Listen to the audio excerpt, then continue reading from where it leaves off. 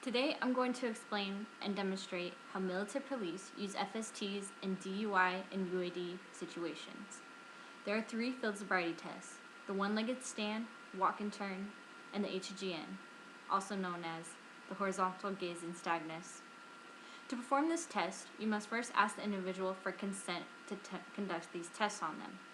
Before you administer the test, you also have to ask the individual if he or she has any medical condition that can prevent them from counting or standing on one leg. Another question you must ask is if they wear contacts. If the answer is yes to any of these situations, you will still perform the test, but you will note this on the paperwork you have to fill out. The reason is because law enforcement officers are not doctors and we cannot prove that they do have this medical condition. The suspect may be lying just to get out of the test. I will now be performing the one-legged stand. The subject is instructed to stand with his or her feet together with their arms at their sides. They then raise one leg 6 to 8 inches off of the ground while counting out loud until the patrolman tells the suspect to stop. The officer is looking for raising of the arms, swaying, hopping, and putting their foot down.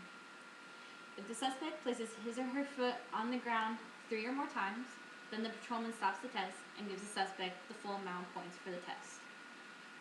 I will now be performing the walk and turn as the next perform.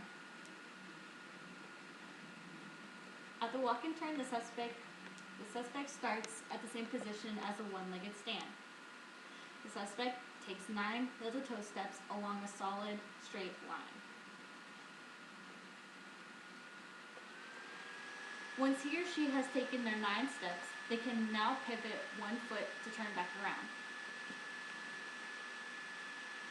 And they start at the same position as from the beginning of the test. They then take 9 heel toe steps back. The officer is looking for the suspect not to be able to keep their balance, such as stepping off the line or moving their arms more than 6 inches away from their body. The officer is also looking to see if they follow complete instructions and also if they start before the officer says they can begin. They also will be looking for if they stop during any part of this test, or if there is spaces between the heel and the toe, or they lose their balance. The last test that needs to be conducted is the HGN. The only time this test can be administered is if an officer is trained by the state law enforcement. The officer will position a pen 6 to 8 inches away from the suspect's face and move the pen side to side while watching the suspect's eyes. The officer is looking for involuntary bouncing or movement of the eyes. Another thing that the officer is looking for is its smooth pursuit. If the suspect cannot follow the pen without moving ahead of the pen or delaying to follow the pen. These are the 3 different tests for the FSTs. With these tests, you can determine as an individual if an individual is intoxicated. If a suspect is deemed intoxicated, after reviewing your notes and talking to the other patrolmen on scene, you have enough probable cause to apprehend the suspect. You will bring him down to the police station to get a breathalyzer test or a blood analysis.